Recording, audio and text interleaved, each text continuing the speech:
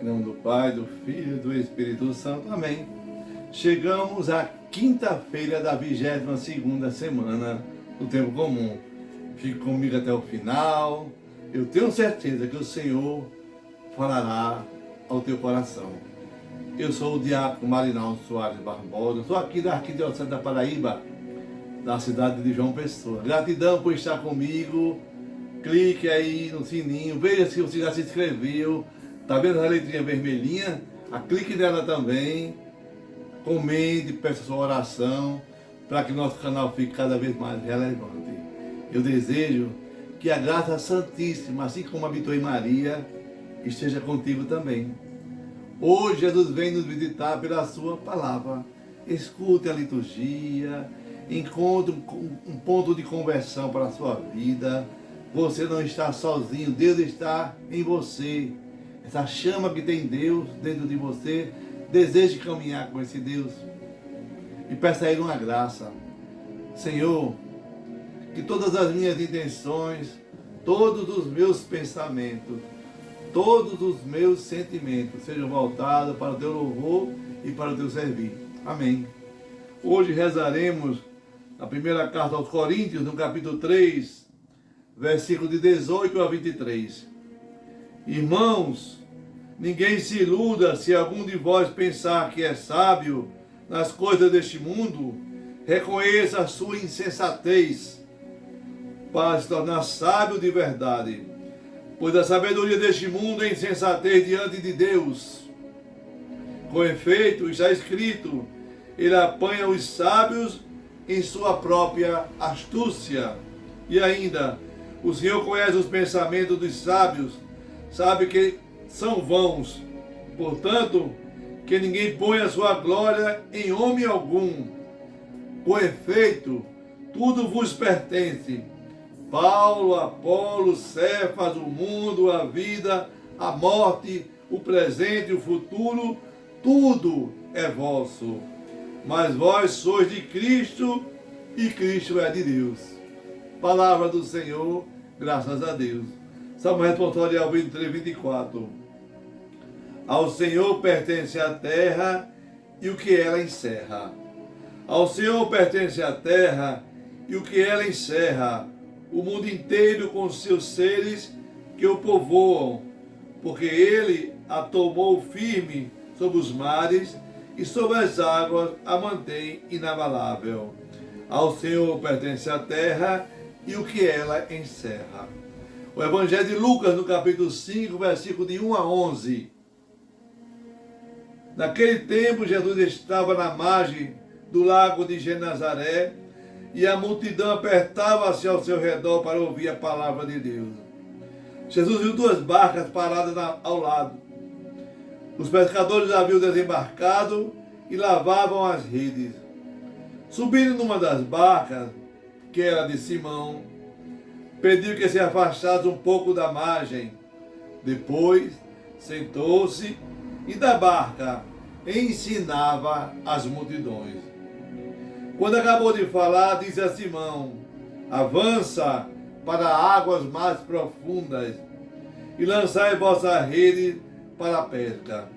Simão respondeu, mestre, nós trabalhamos a noite inteira e nada pescamos, mas em atenção à tua palavra, vou lançar as redes. Assim fizeram e apanharam tamanha quantidade de peixe que as redes se rompiam. Então fizeram um sinal ao companheiro da outra barca para que viesse ajudá-lo. Eles vieram e encheram as duas barcas a ponto de quase afundarem. Ao ver aquilo, Simão Pedro atirou-se aos pés de Jesus, dizendo, Senhor, afasta-te de mim, porque sou um pecador. É que o espanto se apodera de Simão e de todos os seus companheiros, por causa da pesca que acabava de fazer. Tiago e João, filho de Zebedeu, que eram sócios de Simão, também ficaram espantados. Jesus, porém, disse a Simão, não tenhas medo, de hoje em diante tu serás pescador de homens. Então levaram as barcas para a margem e deixaram tudo e seguiram a Jesus. palavra da salvação. Glória a vós, Senhor. Que a palavra do Santo Evangelho perdoe os nossos pecados. Amém.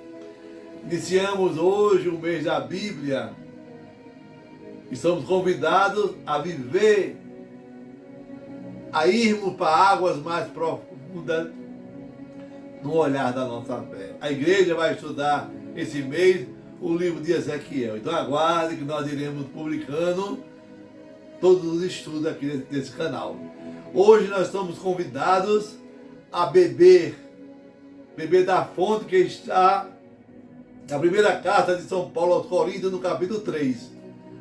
A sabedoria deste mundo é insensatez diante de Deus. Os cristãos que estavam lá em Corinto, lá na Grécia, ao invés de beberem a doutrina de Paulo, começaram a semear coisas que não eram muito boas. Ficaram criticando Paulo, porque Paulo tinha uma linguagem muito simples. Para Deus não interessa uma linguagem erudita.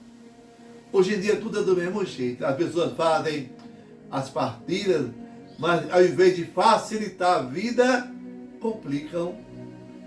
Olha só, eles, a comunidade, não queriam caminhar com a simplicidade de Paulo, do evangelho pregado por ele. E tudo isso é devido a quê, diácono? Os ciúmes bestas que acontecem nas comunidades e as contendas que as pessoas provocam, as divisões pessoais, cada um com seu modo de pregar, mas não tem Deus como centro. A imaturidade demonstra a carnalidade que aquele povo, aqueles pregadores viviam, fala Paulo. Mesmo assim, a igreja de Cristo ainda não estava crescendo como merecia. E Paulo diz: não sabeis que sois santuário de Deus, estáis sob o alicerce de Cristo. Olha, meu irmão, minha irmã, Deus habita na coletividade, na comunidade ali reunida. Eles buscavam a beleza do discurso, buscavam quem falava melhor. O apóstolo Paulo diz que isso é imaturidade. A sabedoria de Deus e do mundo, elas são excludentes. É igual a água com óleo. Não é verdade? O que de fato representa a sabedoria de Deus? A sabedoria deste mundo é loucura diante de Deus. Deus tem uma proposta para mim, para você, para nós. Lembra lá em Colossenses, no capítulo 2, diz assim: o mistério de Deus está em Jesus Cristo. Ele é o grande mistério. O salmo responsorial de hoje é o 23. Ao Senhor pertence a terra e tudo que ela encerra, tudo que está nessa terra. É como nos aponta o Evangelho de hoje de Lucas, no capítulo 5. Ele nos convida a lançarmos a nossa fé em águas mais profundas. A gente vê um Pedro que passou a noite toda pescando, não conseguiu nada. Ao amanhecer, lá vem ele com a sua barca, os companheiros de Pedro todos juntos, e triste porque nada pegado. Jesus vem naquelas barcas que estavam ancoradas, pede para entrar nela e ir para um canto mais distante para fazer a sua pregação. E quando Jesus acaba de fazer a pregação, ele vê que ali não tinha peixe algum. Aí chama Simão: Simão, pega as tuas redes e vai para águas mais profundas. Pedro não duvidou. Ele foi, neste momento, obediente, atencioso com a palavra do Filho de Deus. Eu pergunto a você: você é obediente à palavra de Deus?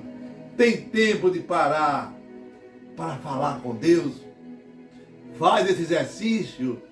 Quando nós acabamos aquele momento orante, você para, fecha seus olhos e fala com Deus. Pois é verdade, da mesma forma que Pedro foi obediente, foi Maria Santíssima.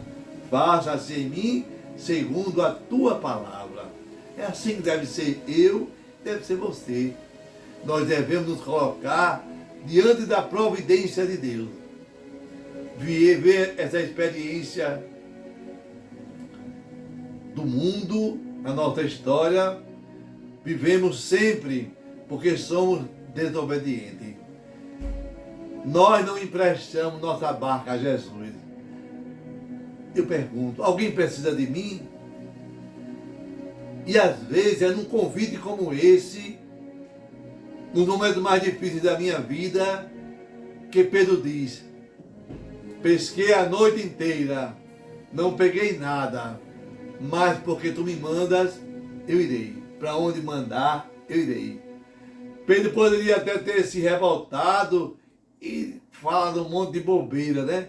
Mas ele foi solícito, ele foi obediente. Jesus, ele ficou dentro daquela barca com aquele povo e ele viu a necessidade da sua mão amiga. Deus é generoso. E muito mais com aquele que acredita, o que vive plantado na sua palavra. E Pedro, mesmo cansado, ele não desobedece. E você, quando está cansado, vai todo domingo à missa? Hã? Quando você está cansado, você se esforça para fazer a sua oração? É isso que nos chama na liturgia de hoje. À medida que nós vamos rezando, que nós vamos falando com Deus, é para irmos para uma água mais profunda, mas em obediência à palavra que foi rezada e foi lida. Quando nós nos movemos pela providência de Deus, as redes pescam, conseguem arrancar, ajuntar muitos peixes. Pedro viveu o extraordinário fruto da obediência. Eu e você somos chamados a esse fruto. A vocação de Pedro nasce de uma experiência fundante. Ele veio de um gesto de obediência. Ah, está muito repetitivo isso hoje, diácono. Pois é, nós temos que ser obedientes a Deus, a Jesus, como foi Jesus a Deus. Lance sua rede, vá para mais profundo. Hoje é dia de adoração, quinta-feira. Na nossa paróquia hoje tem adoração às 19 horas. Tem oração de cura e libertação. Tem unção dos enfermos. Tem água. Esse sacramental que vai tirar de nós as coisas, os demônios que vivem nos cercando na nossa mente, no nosso coração e em nosso ser. Procure no seu lugar também ir a uma igreja, adorar a Jesus na Eucaristia. Eu não sei como é aí no seu bairro, na sua cidade, mas para buscar seu peixe que está nessas águas mais profundas. Rezemos hoje, nessa quaresma de São Miguel, a São Miguel Arcanjo, pedindo, suplicando a ele que tenham mais coragem, mais ânimo para nos aproximarmos da palavra que nos salva, que nos lança para águas mais profundas. Façamos juntos o exorcismo, esse pequeno exorcismo, para que de nós venha a graça abundante de Deus. São Miguel Arcanjo, defendei-nos do combate, sede nosso refúgio contra as maldades e ciladas do demônio. Ordene-lhe Deus, instantemente o pedimos, e vós, príncipe da pelícia celeste, pelas virtudes divinas, precipitai no inferno a Satanás e a todos os espíritos malignos que andam pelo mundo para perder as almas. Assim seja. Amém. Que Deus você abençoe do Deus Todo-Poderoso, Deus que é Pai, Filho, Espírito Santo. Amém. Paz e bem.